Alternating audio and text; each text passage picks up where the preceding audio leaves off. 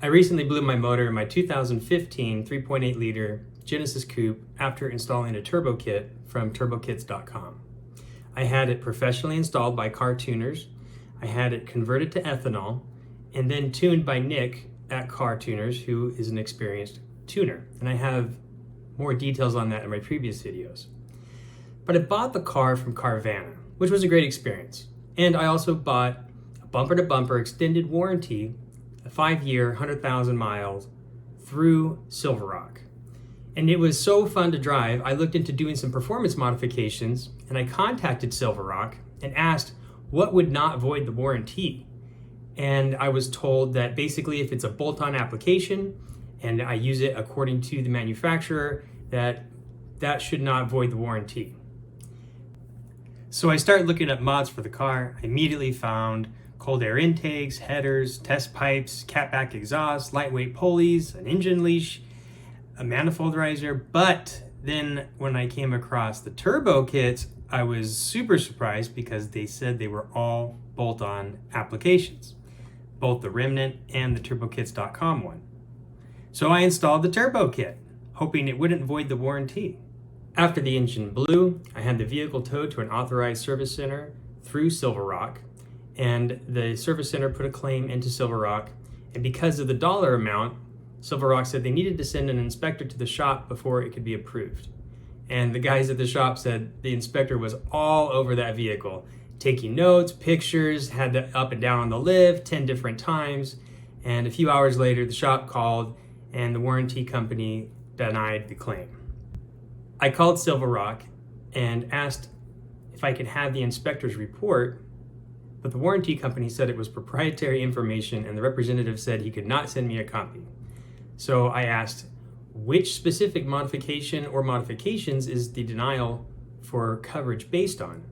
He said it wasn't a specific modification, but a collection of findings that indicated the car had been driven in a racing fashion. So the report read, the vehicle was heavily modified with aftermarket turbo, exhaust, brakes, gauges, electronic throttle controller, and turbo boost controller. Rear wheel wells have rubber debris from tire spin, and tires show signs of excessive heat from tire spin as well. The hole and crack in the engine were caused by an over-revving condition. That's the end of the report. So if you find yourself in a similar situation, maybe wipe the rubber off the wheel wells before calling the tow truck. I'm not sure. But there were two things that really surprised me about the report. The first thing is that he noticed that the brakes were upgraded to Brembos, because when I bought the vehicle, it didn't have Brembos on the vehicle because it was a base model. And then I found at a salvage yard a 2015 Ultimate Genesis, and it had only 15,000 miles on the Brembos. And so I installed those on the car. The second thing that surprised me about the report was there was no mention of converting the car to ethanol. I thought that would have been on the report for sure because the warranty contract says the warranty will be void if you use fluids other than the fluids recommended by the car manufacturer. So I asked also what would still be covered under the warranty with all the modifications I have, and that it looks like the car has been raced is basically the end scenario.